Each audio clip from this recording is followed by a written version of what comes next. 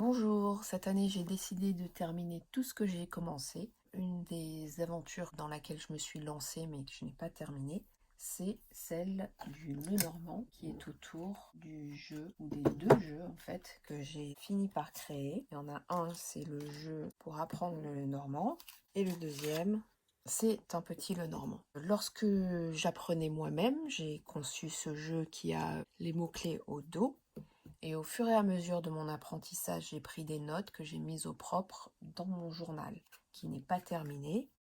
Vous voyez, j'en suis qu'au début en fait, et donc ça c'est une des choses que j'aimerais terminer, mais je vais vous faire quelques vidéos pour vous montrer ce que j'ai déjà réuni dans mon journal. Je pense que quand j'arriverai au bout de ce que j'ai déjà fait, ça me poussera, j'espère que ça me poussera à continuer et à terminer ce que j'avais imaginé. Mon journal, c'est un livre que j'ai altéré. Pour cette première partie, on est dans l'introduction et en première page, j'ai fait le titre qui correspond à mon jeu, c'est le dos de mes cartes. Comme on le sait, le jeu porte le nom de Mademoiselle Lenormand, mais d'où sort ce jeu? Donc pour commencer, je me suis intéressée à l'origine du jeu. C'est complètement fou ce que j'ai découvert et en fait ça satisfait ma première ambition dans la vie qui était d'être détective privé. Bon, la première chose que j'ai découvert, je vais mettre un peu plus proche.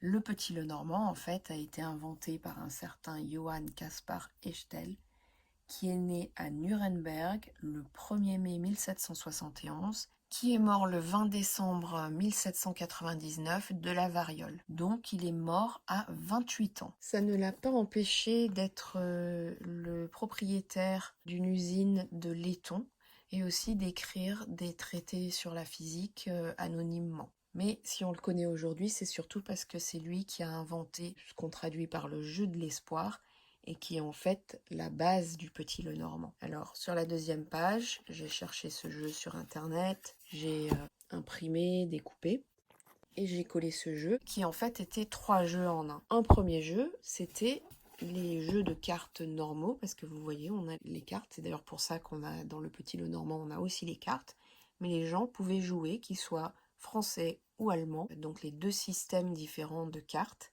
pouvaient jouer aux cartes comme ils en avaient l'habitude. Ils pouvaient aussi jouer à un jeu qui est un peu comme le jeu de loi, donc il y avait des règles. J'ai copié ici. Donc le principe, comme dans le jeu de loi, tu lances des dés. J'ai pas trouvé de dés, mais on va faire semblant que j'ai des dés.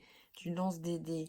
On va dire que tu tombes sur la case 6, tu tombes sur les nuages, donc il faut aller 2 cases en arrière, d'après les règles. Le deuxième joueur lance ses dés et il tombe sur la case 3. Et la case 3, tu vas faire un voyage vers les îles de Canaries, où on sait qu'il y a de merveilleux oiseaux, donc tu sautes jusqu'à la case 12. Voilà, donc c'est ça le principe. Et à la fin, la dernière carte, c'est la croix. Et si tu tombes sur la croix, en fait, tu y restes coincé, à moins que quelqu'un d'autre tombe sur la croix, ou alors que tu aies un double. Donc le but, en fait, c'est de tomber sur la case 35. Donc pour l'inventeur du jeu de l'espoir, Echtel, l'espoir est représenté par l'encre et c'est la case 35 et celui qui tombe en premier sur cette case a gagné. La troisième fonction de ce jeu, il disait que c'était justement un jeu divinatoire et était utilisé pour prédire des choses. Comme vous le voyez, les cartes, c'est les mêmes que celles du petit Lenormand. C'est-à-dire que on a le cavalier, le trèfle, le vaisseau, la maison, je veux dire, c'est le petit Lenormand. Alors personnellement, je me suis dit, purée, pour un propriétaire d'une usine qui écrit des traités sur la physique, créer un jeu comme ça, je veux dire, ça m'a fait halluciner. Je dois encore compléter cette page où j'aimerais faire un historique, l'histoire des cartes, quand est-ce qu'elles sont apparues pour la première fois. J'ai fait une pochette pour mettre mes exemples. Donc, le jeu de l'espoir a été publié vers 1800. Et puis, j'ai découvert un article de Mary Greer où elle parle de comment elle a découvert qu'il y avait un jeu qui précédait celui de Echtel, donc qui précédait le jeu de l'espoir, qu'ils appellent le Coffee Ground Cards ou les cartes du marc de café. Donc je me demande si c'était utilisé pour interpréter le marc de café au fond de sa tasse. J'ai trouvé ce jeu sur le site du British Museum. On dirait que notre ami Echter, j'ai envie de l'appeler par son prénom, j'aime bien Caspar, Johan a été fortement inspiré par ce jeu qui a été publié donc 4 ans avant le sien. Alors vous voyez, bon c'est pas dans le même ordre. La première carte, on a les chemins avec des petites instructions. L'anneau, le trèfle, l'encre, le serpent, le cercueil, la lettre. Est-ce que c'est l'arbre? Je suis pas sûre. Le chien, l'hélice, la croix, les nuages, le soleil, la lune, montagne. Ah ben non, c'est celui-là, l'arbre. L'homme, la femme, ça je suis pas sûre. Le cavalier, la souris, le fouet, parce que souvent on avait un balai avec le fouet. Là, je suis pas sûre. Le cœur, le jardin, oiseau, poisson. Là on a le lion, ça je suis pas sûre. Là non plus, il y a plein d'insectes. La maison et la faux. Alors il y a toute une discussion à ce sujet. Il y a certaines personnes qui disent qu'il a copié. Il y en a d'autres qui disent qu'en fait ces images étaient des symboles que tout le monde partageait. Donc est-ce qu'il a copié pour faire son jeu ou est-ce qu'il a utilisé les symboles de l'époque? On ne sait pas. Ceci étant dit, j'ai ensuite un peu regardé dans le site du British Museum. Il y a plein de jeux de cartes et on dirait que dans les salons, il y avait pas mal de personnes en fait qui aimaient tirer les cartes, surtout autour des amours. Et ensuite, il y a un autre site qui est le Burning Serpent, le serpent qui brûle. Alors là, carrément, il nous retrace un historique. Donc il semblerait que depuis le milieu des années 1600, donc le XVIIe siècle, il y avait déjà des cartes pour prédire le futur et qu'on trouvait principalement dans les salons où les femmes aimaient tirer leurs cartes. Donc par exemple, il y a le jeu de John Lenthal de 1665. C'est pratiquement que du texte. Ensuite, entre 1710 et 1720, ce même John Lenthal sort un jeu avec des proverbes. Ensuite, en 1775, on a aussi les cartes pour la conversation, qui s'appelle aussi le jeu de la tragédie et de la comédie. Ça sort le 2 octobre 1765.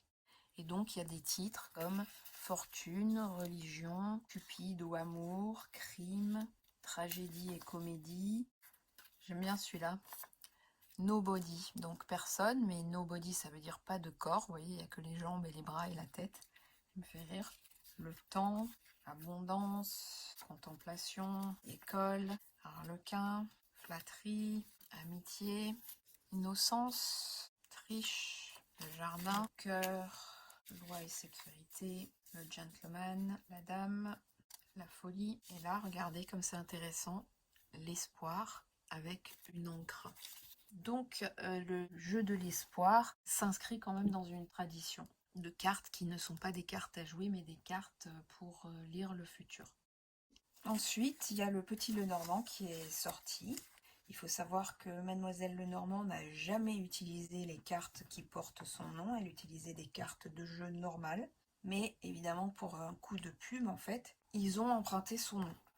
Alors en 1903, il y a le journal The Evening World's Home Magazine qui a sorti une de ces pages où on pouvait découper les cartes avec les instructions au milieu. Donc là, c'est un des premiers manuels, on va dire. C'est un peu comme les petits livrets blancs qu'on trouve dans les jeux, qui nous donnent des significations et aussi des instructions sur comment on arrange les cartes. Vous voyez, là, c'est la disposition du grand tableau et comment on les lit par rapport à l'homme, à la femme, etc. Et puis, il y a cette feuille qui est sortie en 1848. C'est la feuille de Philippe Lenormand, signée par Philippe, descendant ou, comme on dit, héritier de Mademoiselle Lenormand. Évidemment, Philippe, le descendant de Mademoiselle Lenormand, n'existe pas. Les mots-clés ou les interprétations des mots-clés sont les mêmes avec ces deux sources. C'est la première fois qu'on a des instructions ou des significations. Et c'est sur ces significations que sont basées les significations traditionnelles. Donc voilà pour l'historique du jeu en lui-même. Je vous retrouve dans une prochaine vidéo où on va parler de Mademoiselle Lenormand. À très bientôt.